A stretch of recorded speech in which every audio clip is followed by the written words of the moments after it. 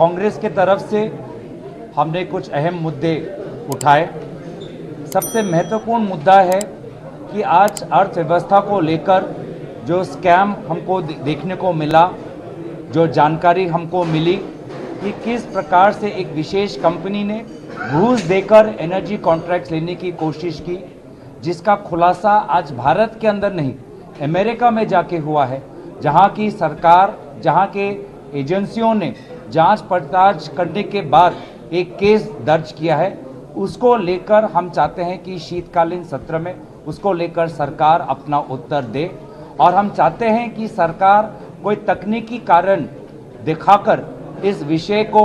छुपाने की कोशिश ना करे, इस विषय को धकेलने की कोशिश ना करे, इस विषय को सत्र के अंत में धकेलने की कोशिश ना करे, उसको प्राथमिकता दे, क्योंकि इस विषय के साथ भारत की छवि, इस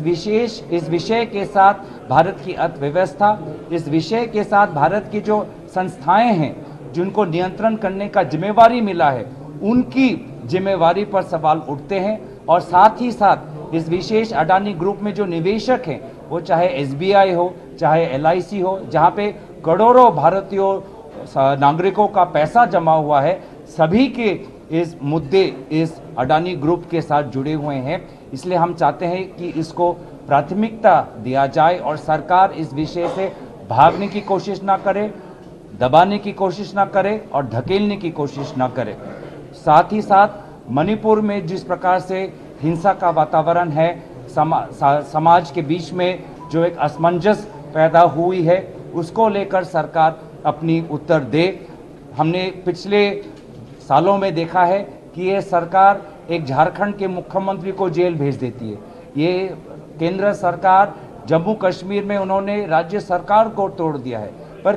कोई कारण है जिस कारण के वजह से मणिपुर में वहां के मुख्यमंत्री पर आज पर भी विश्वास जताई हुई है। जब ये केंद्र सरकार एक मुद्दे को लेकर झारखंड के मुख्यमंत्री को जेल में डाल सकते हैं, वो ये सरकार जम्मू कश्मीर में राज्य सरकार को भंग कर सकती है, लेकिन किसी कोई विशेष कारण से आज भी मणिपुर में जो असफल मुख्यमंत्री रहे हैं, जो पहले दिन से विभिन्न ऑडियो रिकॉर्डिंग के बाद जो हमें पता चला है कि इस भूमिका उनकी एक अहम भूमिका रही है हिंसा में, तो आज उस पर भी ये विश्वास बनाए हुए हैं। तीसरा जो अहम मुद्दा हमने उठाए हैं वो हमारे समाज के पिछले वर्ग, अति पिछले वर्ग, विभिन्न अनुसूचित जाति जनजाति, उनके जो आकांक्षाएं हैं, उनके जो समस्याएं हैं, उनके जो सपने हैं, उनको लेकर भारत के सदन में चर्चा होनी चाहिए। केंद्र सरकार आज संविधान दिवस मनाना चाहती है, लेकिन हमारे भारत के अंदर विभिन्न जनजाति, अल्पसंख्यक जनजाति, अति पिछले वर्ग, उनको आज भी आर्थिक, सामाजिक, राजनीतिक न्याय नहीं मिल रहा है। आज भी आर्थिक रूप में जिस प्रकार से रिजर्वेशंस या कॉन्ट्रैक्चुअल की जो नीति केंद्र सरकार धकेल रही है, उससे इन लोगों का हानि हो रहा है। जिस प्रकार से इन विभिन्न वर्गों के भाषाओं को नज़रअंदाज किया जा रहा है, कहीं ना कहीं जो राजनीतिक सम्मान इनको मिलना चाहिए, इनके संस्कृति को जो सम्मान मिलना चाहिए, वो आज भी संविधान के 75 वर्ष होने के पश्चात भी आज उनको उनकी भाषा, उनके संस्कृति और राजनीतिक और आर्थिक सपनों को साकारा नहीं जा रहा है। तो ये विभिन्न मुद्दे हैं जो हमने उठाए हैं, और हम चाहते हैं कि सरकार विपक्षी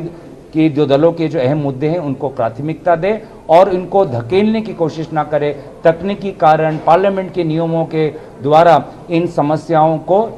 ये दबाने की कोशिश ना करे।